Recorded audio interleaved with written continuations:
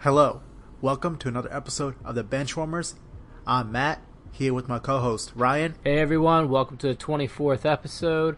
Don't forget to follow us on Twitter at Benchwarmers06. Subscribe to our podcast on Google Play Music, Apple Podcasts, SoundCloud, Stitcher, and YouTube. On today's episode, we have breaking news where Lebron James is going to play next season. And then we will discuss the World Cup and the round of 16 games that are already played. There's still a few more to be played in the next couple days, so Ryan and I will be discussing each of those matchups. The Benchwarmers.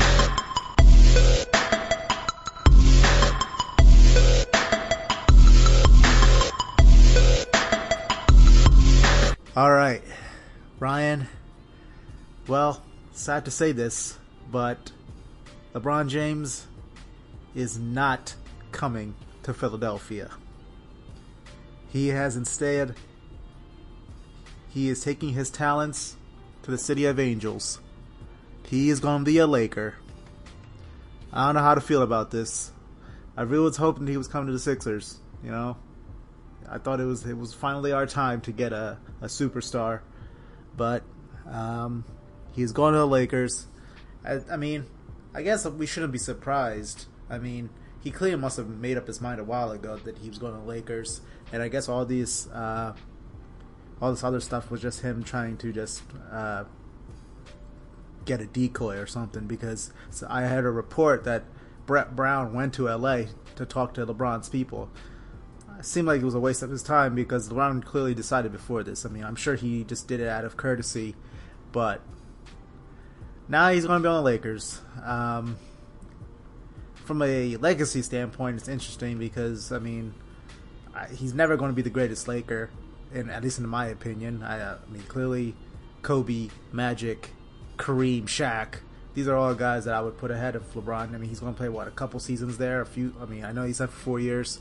So 4 years, I mean, by that time, he'll be, 30, 37? Something like that? I mean, so, and he's in the latter stages of his career, so I'm just surprised by this. And saying all that, he's going to be the West now. He's played as the East his whole career. So it's definitely going to make things harder from a championship standpoint. Now he has to go through the teams, Golden State, Houston, San Antonio, all before the championship. So I'm not sure how this is going to play out for him. But saying all that, LeBron's a pretty smart guy. While he's playing chess while the rest of the NBA is playing checkers, so he must know that either Kawhi or there's some other big pieces coming, because I don't see him playing, in this latter part of his career with guys like Kuzma and Ingram and Lonzo. That's not something I could see. So he must know that somebody's coming, Kawhi, Boogie, something like that. So because otherwise, I mean, he's not going to compete right away, and that's not what LeBron James is trying to do. He's trying to win championships, or at least compete or go far in the playoffs, and I don't see that with the current roster of the Lakers. So, Ryan, your thoughts on the King taking his talents to Hollywood? Kind of sad. I mean, if anything, I thought he was going to stay in Cleveland over going to LA, and we had talked about that earlier. Why are you going to LA with nobody, basically? I mean, you're basically going to the same team. Now, don't get me wrong, you do have Kuzma and Ingram, who in my opinion actually are solid guys to surround him. So, unlike you, I see them as being, a good help to him and to that team, because they did a lot this season. I don't think Lonzo Ball is that good. I think they're going to end up getting rid of him. I don't see the point in going to Isaiah Thomas again. I'm kind of confused there. We already know PG-13 is staying in OKC, so he's not a piece of the puzzle. Every talk you've ever heard is that Greg Popovich will not trade in the West, and especially to the Lakers. So I don't see Kawhi going there. I don't see the move. I don't understand it. I don't fully get it. But like you said, LeBron plays chess where everyone else plays checkers.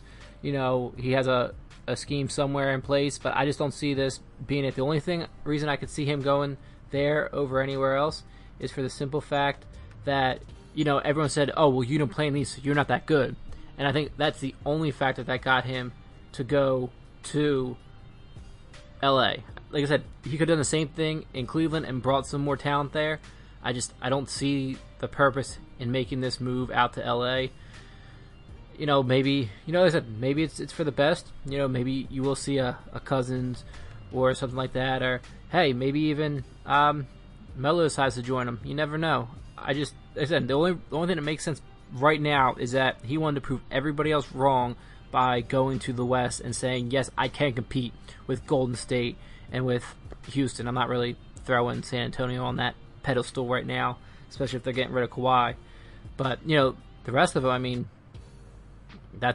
I don't disrespect the full team. I disrespect Lonzo Ball and, a couple of players there. But I think Kuzma played a great game last year. I think he's going to continue. And I think, Ingram has a lot to work on. And, they can work on that. I just don't see where Isaiah Thomas fits into this still because, they kicked him out of Cleveland so quick after just coming back. And, I don't see that factor. But like I said, maybe there's some more guys that are willing to join him over in LA more than others. Yeah, I think Kawhi's going there, man. I just have this feeling that, Popovich said he's not going to trade in the West, but at the end of the day, the Lakers probably have the best package to give him. I mean, if you give up all the guys we just named, Kuzma, Ingram, Ball, a couple of first-round draft picks, you got to, right? I mean, for the betterment of the Spurs as a whole, that's probably the best package you're going to get for Kawhi. Because, the only other team I can see giving them a lot back is the Celtics. But I don't know if the Celtics are willing to break up that team right now. They went to the Eastern Finals last year without Kyrie and Hayward.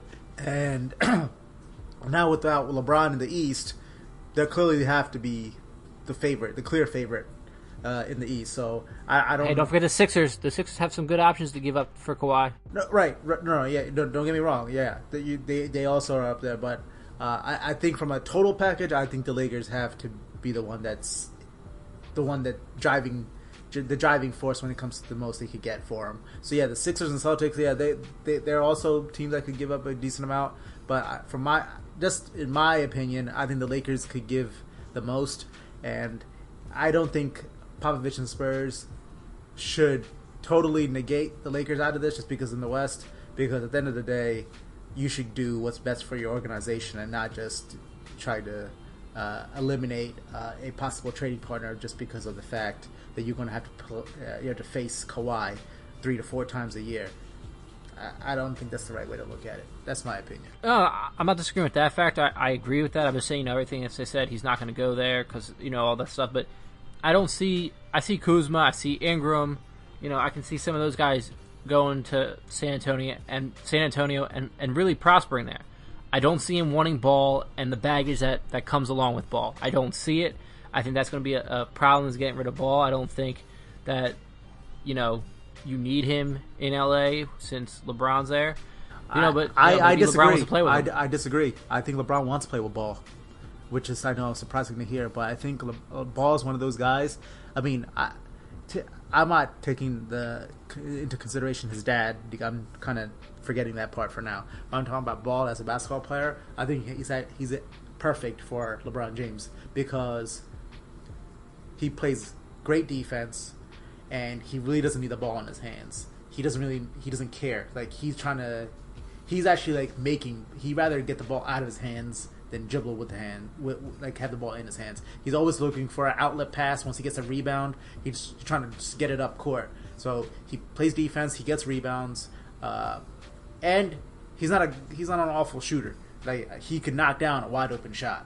So I think he's perfect. That's my opinion. And he's young. He's a second year player. So I mean, I think he's perfect for a guy like LeBron. I don't see a problem with Ball being on the team because of the fact that he could do other stuff that will be helpful for the team because he could guard a Steph. I mean, I'm not saying he's going to stop anybody or Westbrook or Lillard.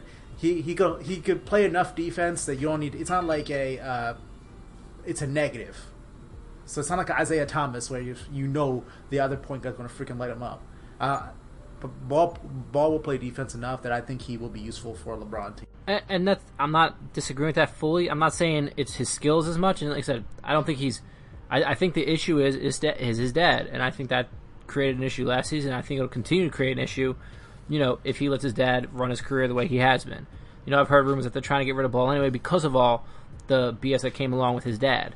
I'm not saying the way Ball plays isn't great for LeBron. Is LeBron willing to give up the ball? I hope at this age he is. Now, you said earlier he was on his downward decline. I think he's still prospering, really.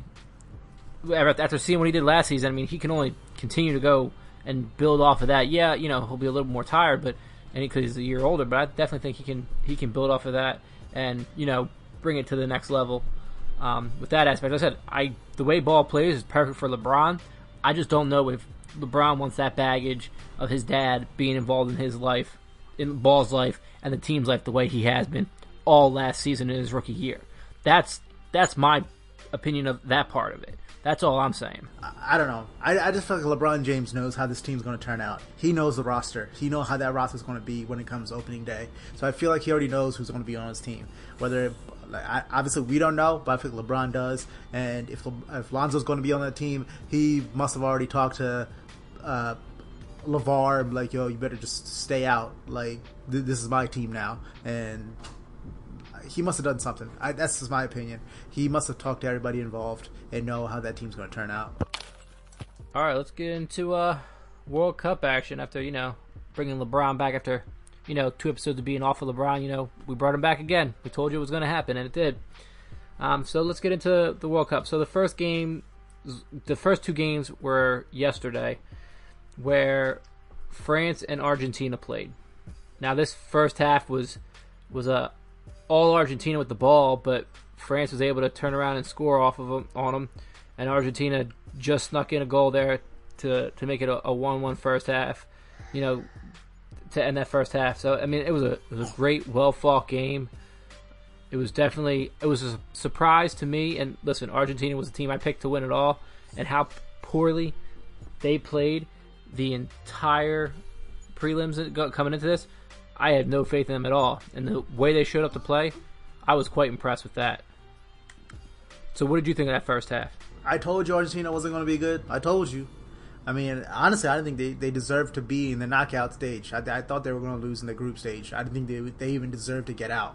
But I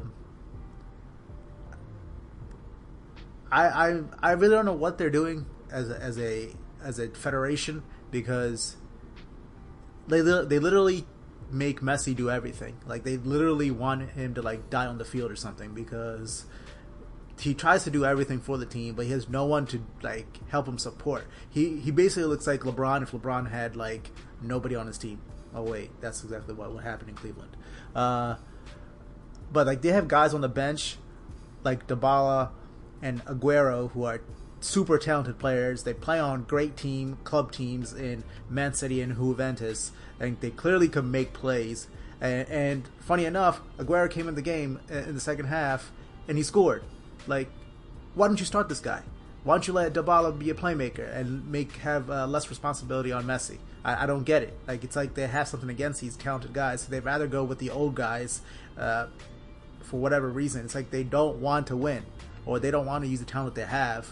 They'd rather just keep the same old status quo, and this is what happens. They look horrible. So that's kind of my problem with. I guess I should blame the coaching staff, because at the end of the day, it's their responsibility to put the correct people on the field. So that's what I think. I just think overall, the team, it was too much on Messi, and at this point, I don't think he could carry the team like he did 4 years ago when he took them to the championship. Clearly, this time around, he didn't seem like he's not the same, at least to me. I think he only scored once or twice this whole tournament. I just think they have to be better surrounding him. They can't just think that he's going to carry them all the time. And that I saw the same thing in really their coaching staff and how poorly they designed. They had the whole entire starting lineup, and like you said, they had guys on that bench that should have been playing. Now again, I don't know if Messi was like, "Hey, I want it all on me." I don't fully see him being that arrogant, because you could tell he couldn't do it. But in that second half, it proved to be a big mistake going up against France, who's been playing a solid game all tournament. And I mean, the 19-year-old for them, I'm pretty sure that's how old he is, lit up Argentina. Oh, yeah. I mean, that kid looked phenomenal. Yeah. And he's the reason that Argentina ended up losing this game 4-3, was because of that, and poor, just again, like I said, poor coaching on Argentina's part. And whether it was Messi saying, "Hey, I don't want them to play" or not, I don't really see that. If he really wanted to win a championship, it's called team ball. And it's all on the coach staff, I think, on this one. But yeah, France just lit him up. Yeah, I mean, Mbappe is the 19-year-old. He's very talented. He played with PSG last year. He's definitely due for a lot of money. I wonder which team he's going to go to. He's probably going to end up in Manchester United or Real Madrid, one of the big gun teams. He's that good.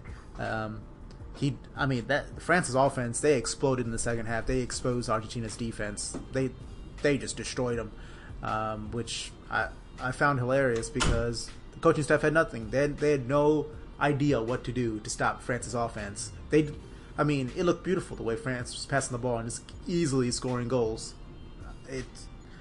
I don't know.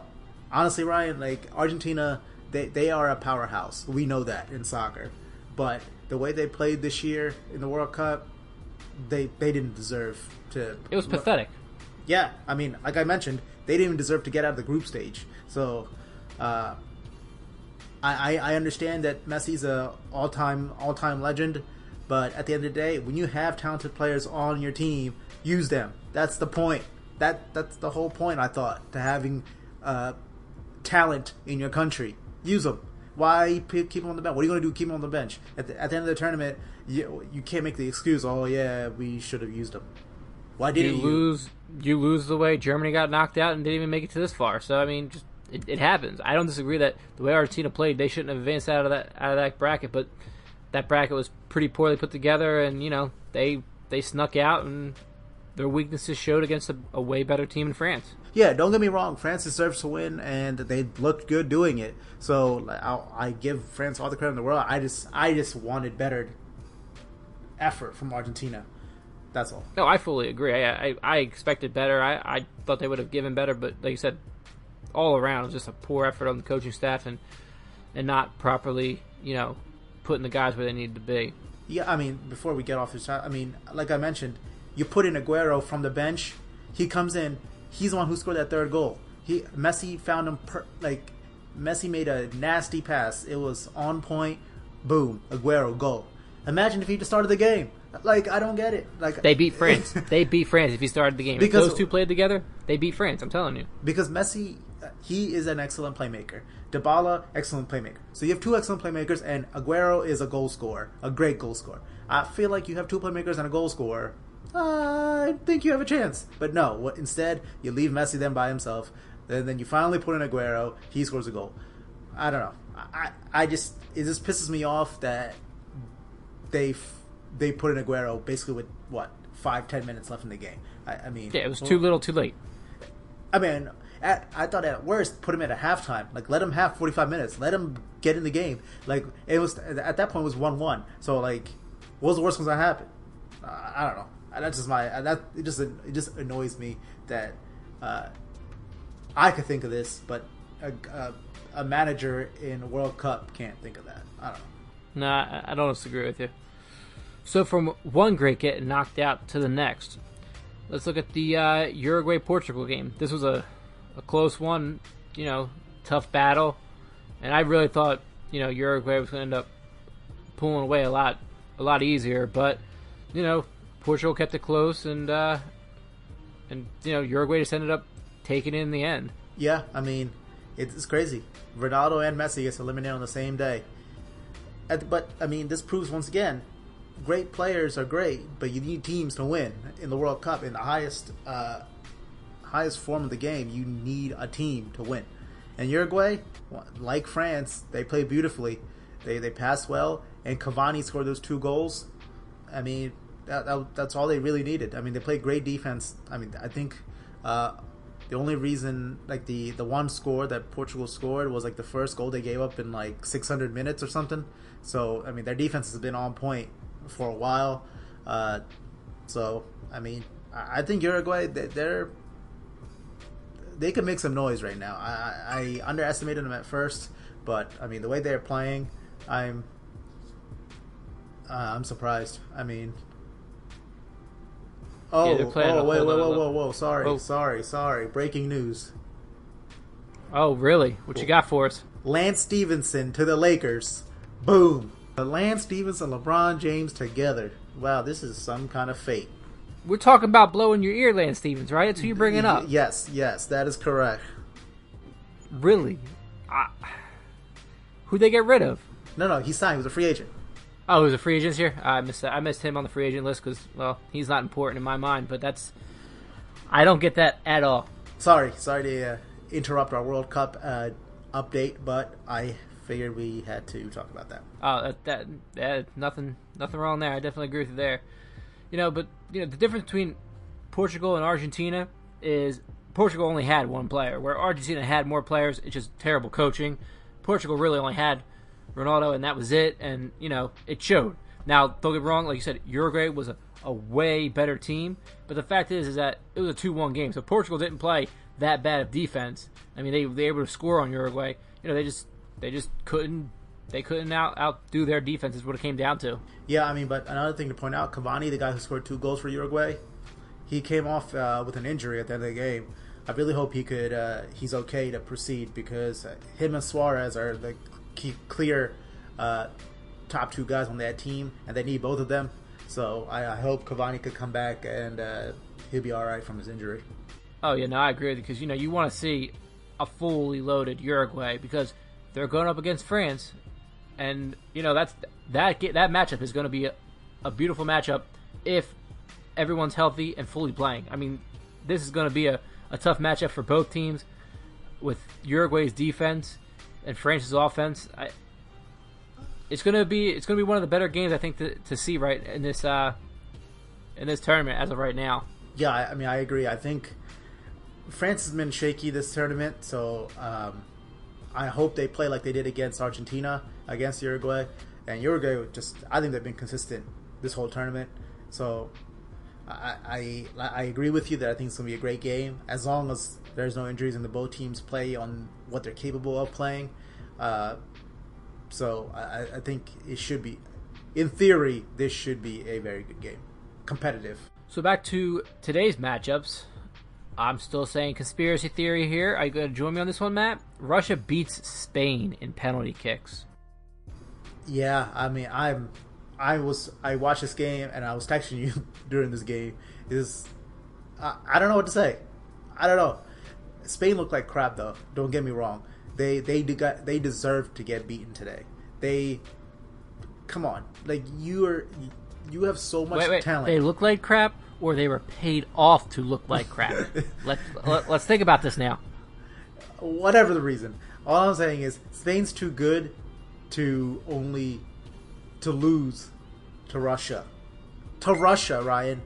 Hey, listen, I said conspiracy theory from the very beginning with Russia. So the fact that they won isn't really too shocking to me. Even though I think Spain should have wiped the floor with them the way Uruguay did in the prelims, I'm just as shocked if I wasn't on my conspiracy theory that Russia was going to beat them just because of that. Otherwise, I'd be shocked about this too. I mean, it's Spain. Yeah, I don't know, man. Like Spain, they should have destroyed Russia, in my opinion.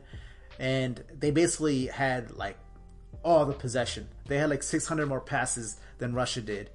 So they clearly had the ball the whole game. But I don't know. I'm very disappointed in Spain. I thought they were better than this. And now, last World Cup, they got knocked out early. They lose in the round of 16 to a very, very inferior team in Russia. I don't know.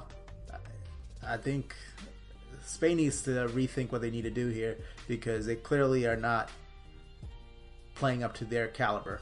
Spain, I mean, like in Argentina, or France, or Brazil, Spain is one of the powerhouses. So you expect them to, at least get to the quarterfinals, semifinals, more in that realm. then get knocked out in the first knockout game against a horrible Russia team who is one of the worst teams that, from a FIFA ranking standpoint in the tournament. So I almost do want to agree with you in the conspiracy, because otherwise I don't know how to explain it. So you're not agreeing with me fully yet. You're not saying that Spain holding the ball that much and passing the ball and all that to lose this game. You're not saying that? You're not going to agree with it? I mean, I want to, but I don't know. I don't know, Ryan. I'm very disappointed in Spain, but yeah, I mean, is conspiracy the only way I could explain this? Yeah, as of right now, yeah, that's the only way I can explain it. All right, that's all I wanted to hear. That's it. So the other game today was my sleeper pick in Croatia going up against Denmark. This one also went into penalty kicks. Both teams playing, great on both ends of the field.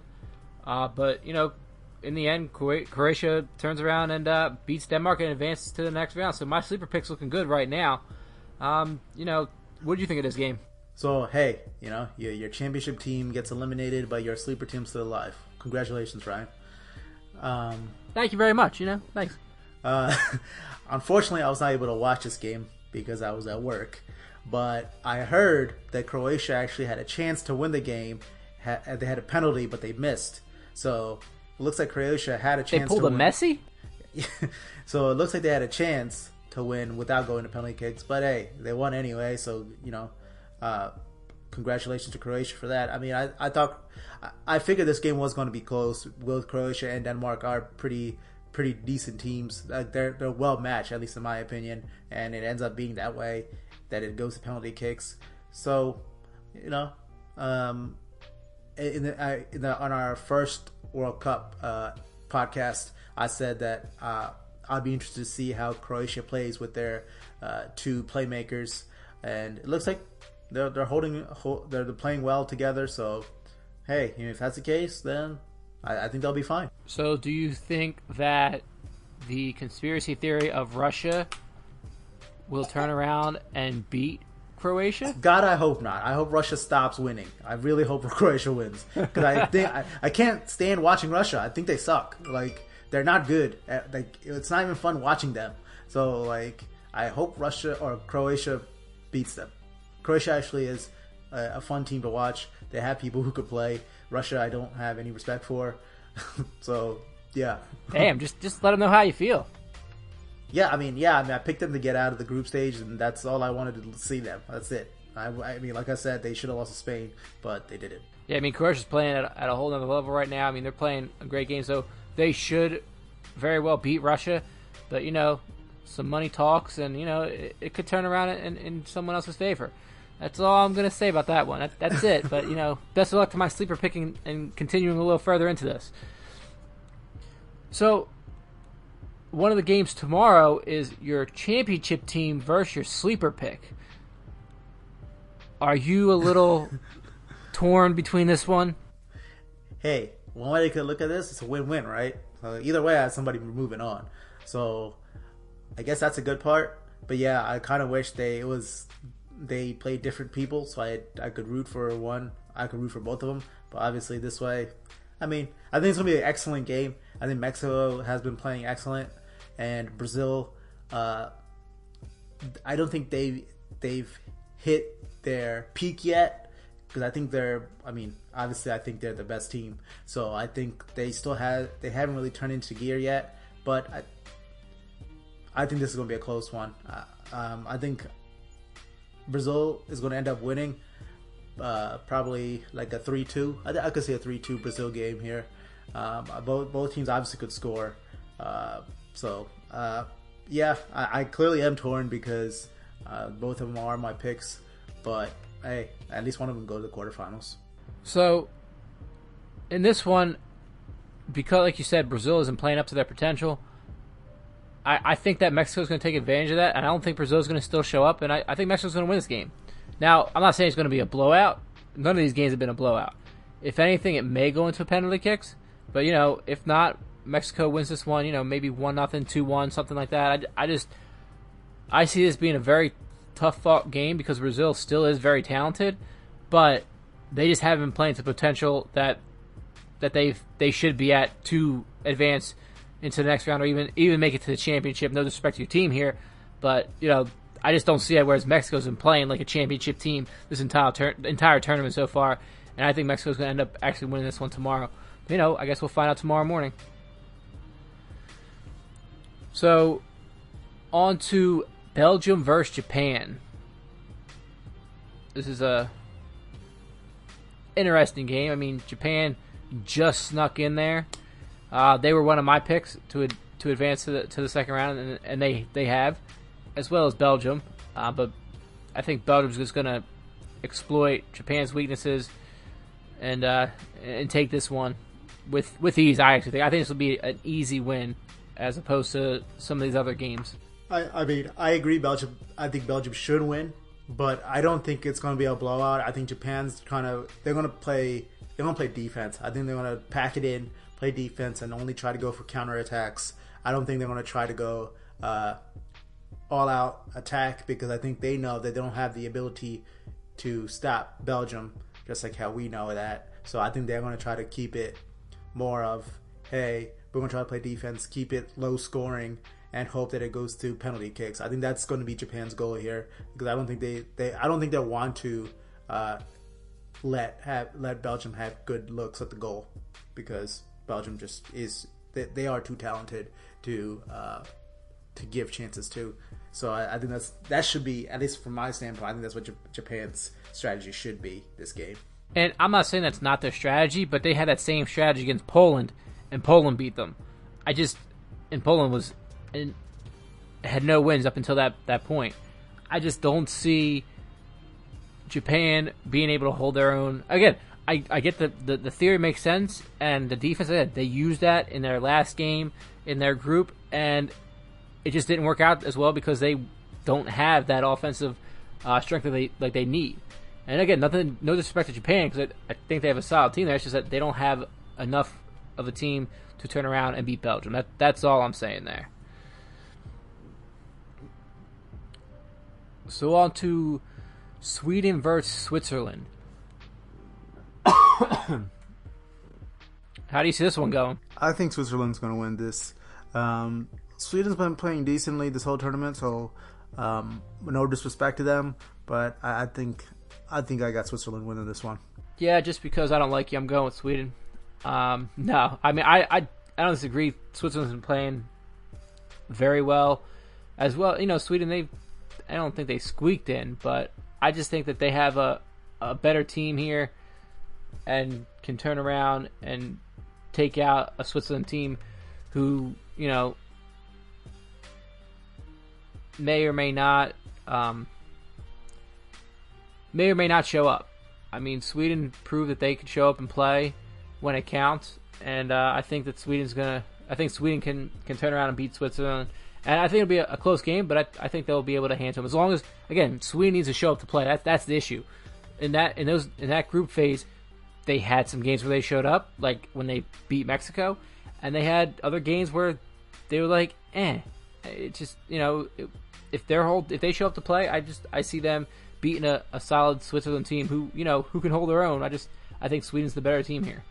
I mean, both teams are shaky, so it kind of depends on which team we get. But yeah, I agree with you there. It kind of depends on what Sweden, what Switzerland we get. I mean, if they're both on point, then yeah, I mean, anything can happen. But both of these teams are kind of Jekyll Hyde. I kind of don't know what you're gonna get. Yeah, so that's why it was basically a random pick. So here's one where if you had said these guys were playing, I would have said, "Oh, this should be a great matchup in." This will be a great matchup in the second round. But I hold that back, and I say, not really. And I'm talking about Colombia versus England.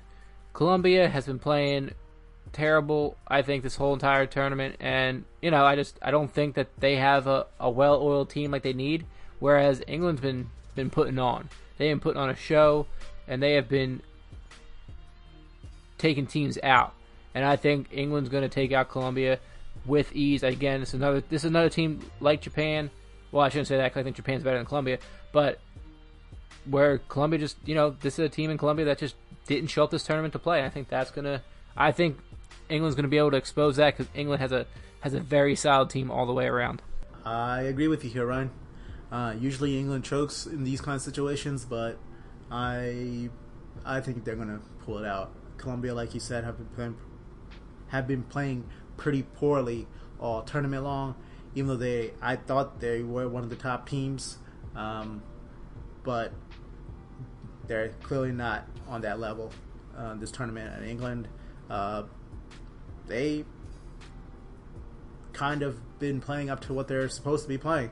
We expect, funny enough, it's been like 60 years since they won a World Cup, but hey, maybe this is the year they come back.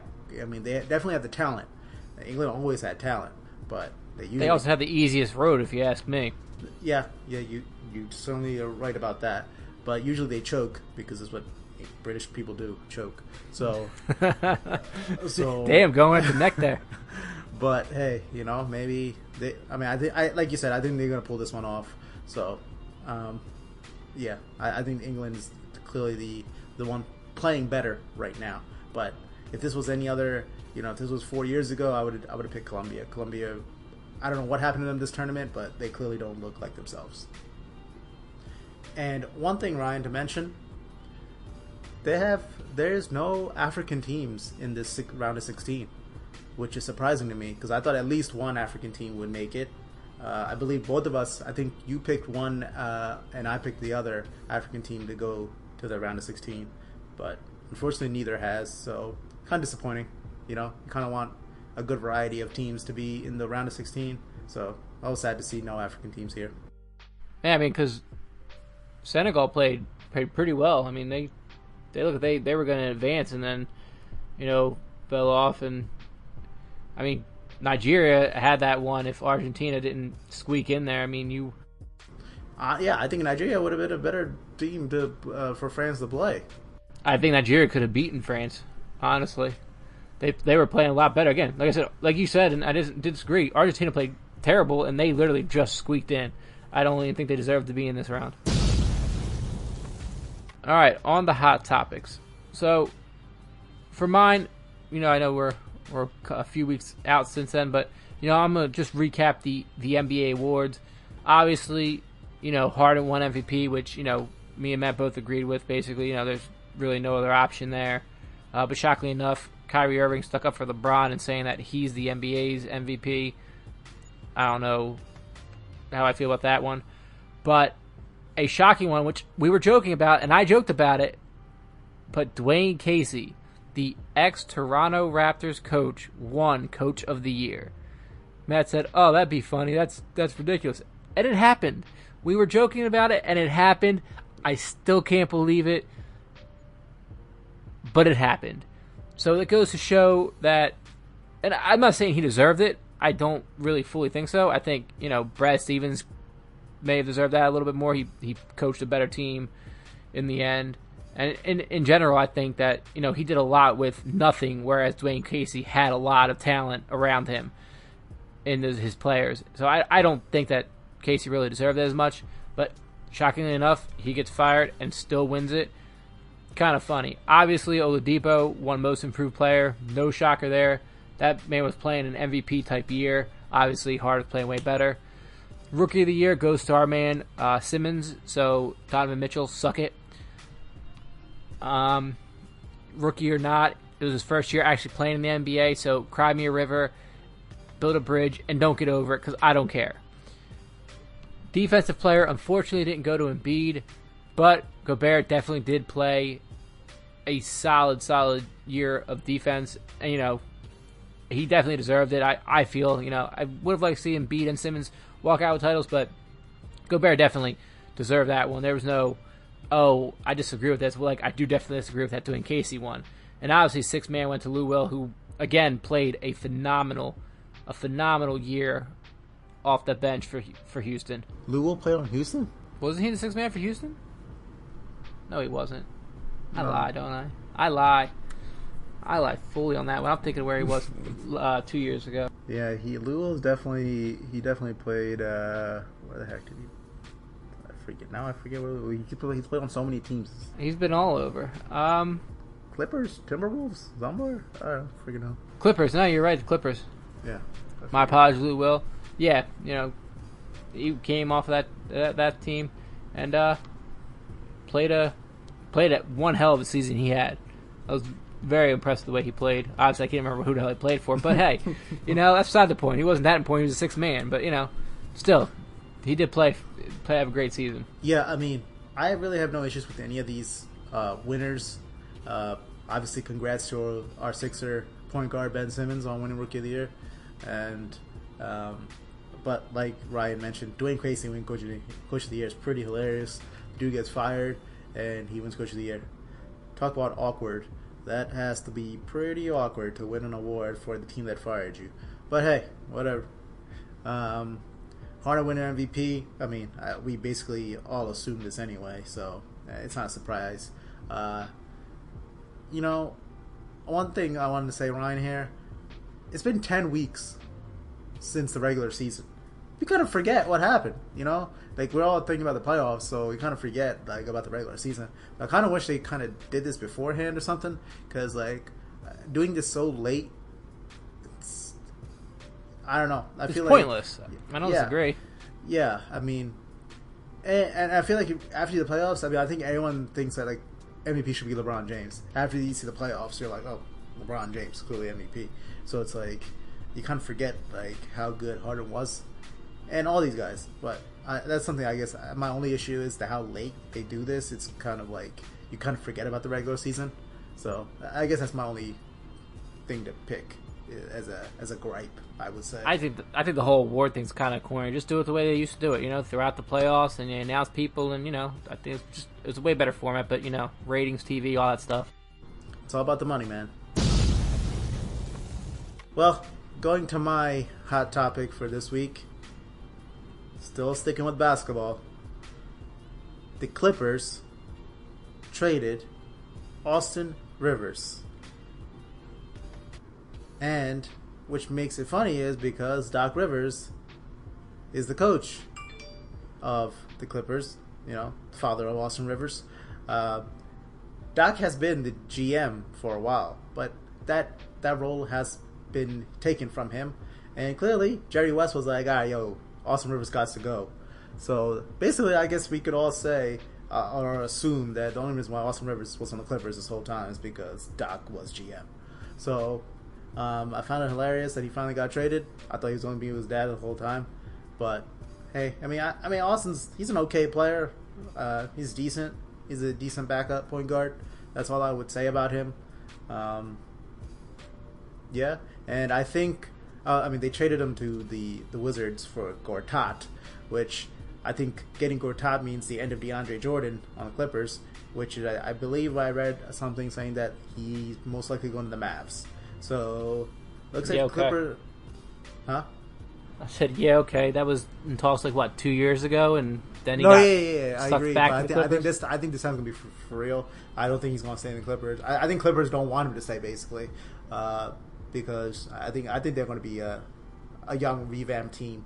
They're clearly not going to be competing, at least in my opinion. I don't think they have the talent anymore. They obviously got rid of Blake, and now DeAndre is not going to be there, and CP obviously left last year. So, so that's it. Yeah, I don't disagree with you for the Doc Rivers. I mean, you knew because they wanted to get rid of him a few years ago. Doc said out loud he didn't want to trade his son. And so they had to do something about it, and they did, and bye-bye Rivers. So he didn't really need to be on that team anyway. I think that's what was another halt in that team. But, like I said, supposedly to the Mavs, Jordan, we'll see what happens. He may turn around and just jump to LA now. Why not at this point? Just screw over the Mavs twice in 3 years? Let's go with that one. So... I agree. I don't think DeAndre is the right pick for them. I think they should try to go for Capella. I think they need young guys. I think Capella is a good move. Throw some money at him. I think Dennis Smith, Doncic, and Capella. I think that'd be a good core. Oh yeah, I don't disagree. I think Capella in that lineup would definitely look a lot better. But we'll see. They for some reason wanted to go back to DeAndre again. So I don't know what their fixation is on him, but I guess we'll see how this turns out. well, that's all we have for this week's podcast. So please follow us on Twitter at Benchwarmers06. Subscribe to our podcast on Google Play, Apple Podcasts, SoundCloud, Stitcher, and YouTube. See you guys next week. The Benchwarmers.